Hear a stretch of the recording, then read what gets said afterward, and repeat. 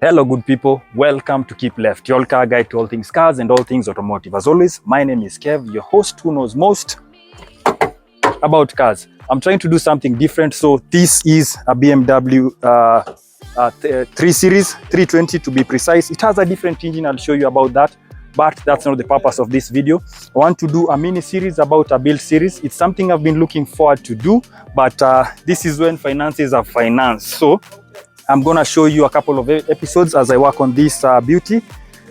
This color is opal gray. I'm not so sure about that, but I'm just trying to get. So for now, it's on flatbed, just about to be raised on a flatbed, so that we get this to a paint shop, see what to do. So a bit about the interior. It has a very nice, well-maintained green interior. As you can see, it is quite nice, well preserved. It's a time capsule.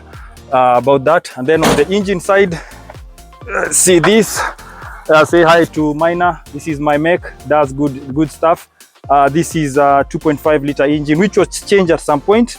I'm thinking about changing this, but more about this on the series, so stick to through this mini series about the build series of the E30. At this point, before I even got to loading the car on the flatbed, all the tires were flat to the bottom, so we really had to just go ahead and remove the tires, inflate them, all four of them. None of them had any air, so it was quite tedious because it meant running to the gas station to have them filled and then coming back and then just inflating them. So at this point, we're just having the tires being put back so that we can have the car being rolled onto the flatbed. I'm glad all this worked out. We really had to use stones to just have it stable and not falling off, and being supported by jacks. So the guys started loading up the car, which we really meant we were moving along really fast. This actually took a really short time. The guys really knew what they were doing. So at this point, the guy was just confirming the car is in neutral, so that I came across this really unique winch, which is gear driven from the car's transmission, which was really nice the first time I saw that. So at this point, they just want to pull the car, so they had to just reinforce the bottom so that the car comes straight. But to be honest, at this point I was really scared, because if you see, the car was almost like stepping outside of the ramp, but the guys were comfortable. I think it comes with experience. So they're able to pull the car up at this point, up to the very end. So I'll have to offer my apologies, because at this point the car had already been delivered at the garage where the paintwork was being done, but somehow I lost the recording for this in between my camera and my laptop. So at this point, they had already even started just making the necessary paintwork, just scratching to reveal any areas that had filler or bondo, just to make sure that once they start painting, they have a proper surface.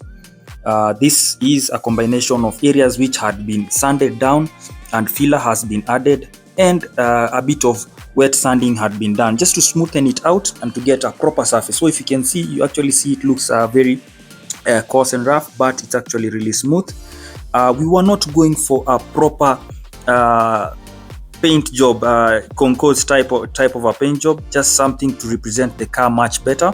The car already, the paintwork was decent, so this was just to freshen up things and bring the paintwork just back to life. So yeah, so this will basically be a simple paint job, and the guys were really running. If you notice, they are really pushing forward. So if you notice, at this point, the bonnet no works had been done on the bonnet, because we realized that it was full of filler, and as such, at this point, I had ordered a new bonnet, but I was yet to receive it. But we couldn't wait for all this, so we just continued to receive it later on and start works on it. So this is the old bonnet, which was far gone. There's nothing that could be done.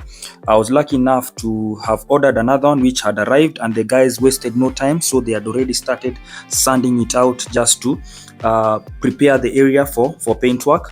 The other areas had started being primered, so it was really a rush job to get this to the same level. The good part of the car had been primered, as the only part that hadn't been primered is the bonnet. So the rest, the areas that needed to be primered had been primered. Remember, we are doing this because we are maintaining the same color, this British racing green. That's what I think the color is. So we didn't really need to go back to the metal, and to be honest, the body panels on this were really good. That's one of the things that this car really represented very well. The tires are still fully inflated, and we were still gonna do a job on the tires just to have them painted and maintain the silvery areas as silver. When I got to the garage, I was really surprised. I didn't expect them to have finished the job, so we don't have footage on them actually doing the paint or spraying, the actual spraying of the car, but it came out really nice. At this point, the tires have also been painted. The black areas and the silver areas have just been refreshed, so they are looking splendid, and they just look at how good this really came out. And this is on a budget. Remember, I'll just give you a breakdown of all this. So if you want to go this direction, you can always have like a canvas to give you a way forward. I'll be replacing the badges, so no problem. The boot area had also been refreshed, just to and the plastic areas, the grill areas had been refreshed, just to give it a full outlook, not to have the body shining and then these other areas to be really dull. So yes, what you see down there is also the spare wheel. So this actually really came out magnificently. At this point, we had the tires reinstalled and the plastic areas, the grill, reinstalled, just to have the car in full for the first time in quite a while. The whole paint job just came out so well. I didn't expect it to come out this well, but I remember this was just a budget job, but it came out so well. I'm really impressed. The tires also had been refreshed, so we are looking at the car in full for the first time. This was really nice. Up to this point, the paint is complete, and end to end, they managed to do a really good job. I'm proud of that, and at quite a good price. I'll be sharing the price breakdown on this video, so that gives you a heads up if probably you wanted to engage in such a project. How much does it look for you? So up to this point, the paint is complete.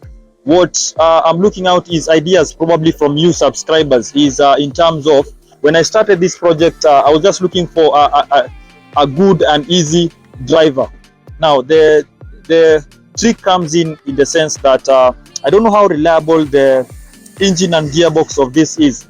Simply from driving it, I can tell you the gearbox is not the best, and the engine, it's a bit revy, and I would totally understand, because this again is a car from 1984.